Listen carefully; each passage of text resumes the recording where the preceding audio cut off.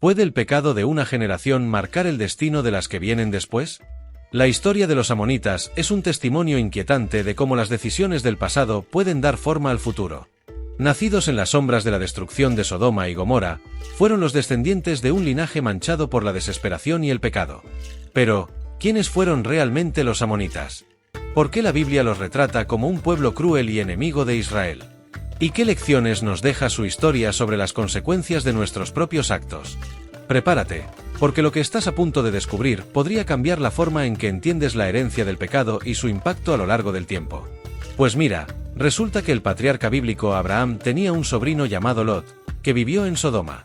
Pero, cuando la ciudad fue destruida, Lot logró escapar a las colinas con sus hijas y se refugiaron en una cueva en la montaña, porque tenían miedo de vivir en Sour. En el libro de Génesis, capítulo 19, versículos 37 y 38, se cuenta cómo nacieron los dos hijos de Lot, Moab y Ben-Amí. Pues mira, resulta que los amonitas se llaman así porque son descendientes de Ben-Amí, que es fruto de la relación incestuosa entre Lot y su hija pequeña, mientras que los moabitas surgieron de la relación de Lot con su hija mayor. Así que Ben-Amí, que en hebreo significa hijo de mi pueblo, se convirtió en el padre de los amonitas. Los amonitas y los israelitas tenían un rollo especial porque Lot era sobrino de Abraham. Pero, a pesar de eso, los amonitas y los israelitas no se llevaban bien y a veces hasta peleaban. Con el tiempo, los amonitas se volvieron un pueblo nómada que vivía en lo que hoy es Jordania. De hecho, hasta la capital de Jordania, Amán, tiene un nombre que viene de esa antigua nación. Después de que Israel salió de Egipto, la Biblia dice que Dios le dijo a Israel que tratara a los amonitas con misericordia. En el libro de Deuteronomio, capítulo 2, versículos 18 y 19, la Biblia dice: están a punto de pasar por el territorio de Moab, por la región de Ar, y se acercarán a la frontera de los amonitas. No se les ocurrió la idea de ser hostiles con ellos, porque ya les había dado la tierra de los amonitas a los descendientes de Lot. Los amonitas ocuparon el territorio de los refaitas, a quienes habían llamado así, ubicado al noreste de Moab, que estaba entre los ríos Arnón y Jaboc. Los amonitas y los moabitas eran como hermanos, porque Moab era otro hijo de Lot. Pues mira, resulta que el territorio de los amonitas estaba protegido por unas fortificaciones. Aunque al principio los israelitas recibieron la orden de no atacar a los amonitas, la Biblia muestra que muchas veces este pueblo fue un rollo para ellos. Se les ve metidos en líos con otros países en contra de los israelitas. Por eso, en la Biblia se les describe muchas veces como enemigos de los israelitas, a pesar de que eran familia. Así que, siguiendo lo que Dios le dijo, el pueblo de Israel no peleó contra los amonitas durante el Éxodo. Pero resulta que los amonitas y los moabitas se portaron mal con los israelitas mientras ellos andaban por el desierto.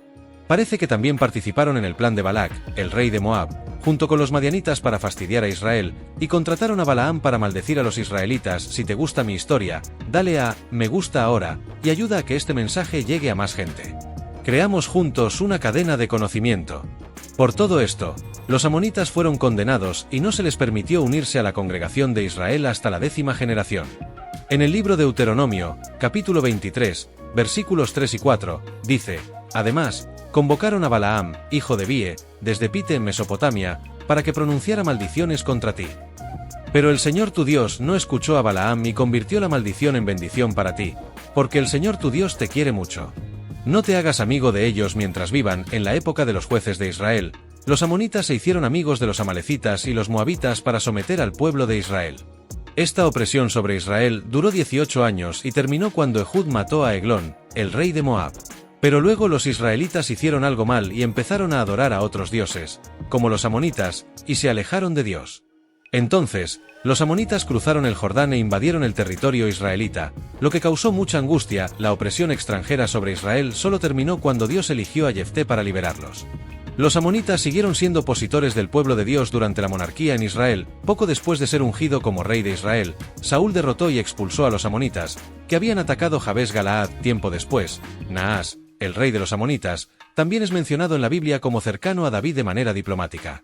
Puede que esta amistad naciera cuando David huía del rey Saúl, pero después de la muerte de Naas, su hijo Hanún se hizo con el poder, rechazó la bondad de David, insultó a sus siervos y declaró la guerra a los israelitas, reclutando un montón de guerreros sirios. Pero al final, los amonitas fueron derrotados cuando David envió a su ejército con Joab y Abisai, como se cuenta en la 2 de Samuel, capítulos 10 y 12. Después, los israelitas también capturaron la capital amonita, Rabá en el Antiguo Testamento, los amonitas son mencionados como gente que seguía dioses falsos. La Biblia dice que eran muy violentos en la guerra. Una vez, un líder amonita quiso sacar el ojo derecho de cada israelita como parte de un trato. El dios principal de los amonitas se llamaba Milcom, también conocido como Moloch o Molech. Este dios sale varias veces en la Biblia, sobre todo cuando se habla de sacrificios humanos, sobre todo de niños. Pues mira, resulta que los amonitas adoraban a Milcom como su dios principal, y este culto era bastante duro y extremo. Por eso, a los israelitas no se les permitía casarse con amonitas, pero, oye, en el libro de los Reyes, capítulo 11, se cuenta que el rey Salomón se metió en rollos con mujeres amonitas. Una de ellas, llamada Naamá, tuvo un hijo, Roboam, que llegó a ser rey de Israel, pero resulta que Salomón también se metió en rollos con mujeres extranjeras, como las amonitas, y eso no fue tan bueno. Para satisfacerlas, empezó a adorar a dioses falsos, incluso a Milcom, que era la deidad nacional de los amonitas. Hasta hizo altares para ellos, que luego fueron destruidos durante el reinado de Josías. En la segunda de Crónicas 20 se cuenta que en la época del rey Josafá, los amonitas se juntaron con los moabitas y los edomitas para atacar a Judá, pero Dios los confundió y al final se destruyeron entre ellos mismos. Después, en el libro de Crónicas, capítulo Xib, se cuenta que los hijos de una mujer amonita quisieron matar al rey de Judá, llamado Joás. En los reinados de Ocosías y Jotam, los amonitas le pagaban tributos a Judá. Pero resulta que los amonitas también fueron de los que invadieron a Judá en tiempos del rey Joaquín, como dice en el segundo libro de Reyes, capítulo 24, y el castigo de Dios contra ellos, sobre todo lo que dijo el Señor, fue, los amonitas a través del profeta Ezequiel, es muy clarito, porque dice que los amonitas se van a destruir por ser tan malos y por alegrarse de la caída de Judá. Aquí lo que dice la Biblia en Ezequiel 25, 6-7. Dice así, hijo de hombre, pon la cara de los hijos de Amón y di algo contra ellos. Y di a los amonitas, oíd la palabra del Señor Dios. Así dice el Señor, oye lo que has dicho sobre mi santuario cuando fue profanado, y sobre la tierra de Israel cuando fue asolada, y sobre la casa de Judá cuando fue llevada cautiva. Pues mira, te entrego en posesión a los hijos del oriente, que se instalarán en ti y te convertirán en su hogar. Ellos comerán tus frutos y beberán tu leche, y haré de Arrabá un lugar donde se acuesten los camellos, y de los amonitas un aprisco de rebaños. Y sabréis que yo soy el Señor, porque así dice el Señor Dios, por cuanto has batido con las manos y has pateado con los pies y te has alegrado en todo despecho de tu corazón contra la tierra de Israel, por he aquí, he extendido mi mano contra ti y te he entregado como despojo las naciones y te he arrancado de entre los pueblos y te he destruido de entre las tierras y sabrás que yo soy el Señor. Los amonitas fueron derrotados junto con muchas otras naciones por el rey Nabucodonosor de Babilonia en el siglo VII a.C. Como otras naciones conquistadas, los amonitas se convirtieron en súbditos del rey babilónico. Incluso después del periodo del cautiverio babilónico, los amonitas siguieron siendo un dolor de muelas para los judíos. Por ejemplo, se sabe que Zambalate y Tobías, que era el gobernador de Amón, trataron de impedir que Nehemías reconstruyera las murallas del templo de Jerusalén. Pero, a pesar de todo, los judíos se casaron con mujeres amonitas, lo cual no gustó nada. Pero, aunque los amonitas siguieron existiendo hasta el siglo II a.C., algunos estudiosos dicen que la casa de Tobías gobernó Amón durante gran parte de ese tiempo. De hecho, se mencionan en inscripciones de esa época y en obras apócrifas. Incluso dicen que Judas Macabeo tuvo que enfrentarse a un fuerte ejército amonita. Oye, ¿sabías que la nación de los amonitas se ha esfumado por completo? La verdad es que no está del todo claro qué pasó con ellos. Algunos dicen que se integraron en las naciones árabes a lo largo de los siglos. ¿Tú qué crees? Lo que sí es seguro es que su historia nos muestra lo que pasa cuando tomamos decisiones que dejan un legado enorme. Nos invita a ser justos, respetuosos y empáticos, y a entender que cada decisión que tomamos es parte de algo mucho más grande.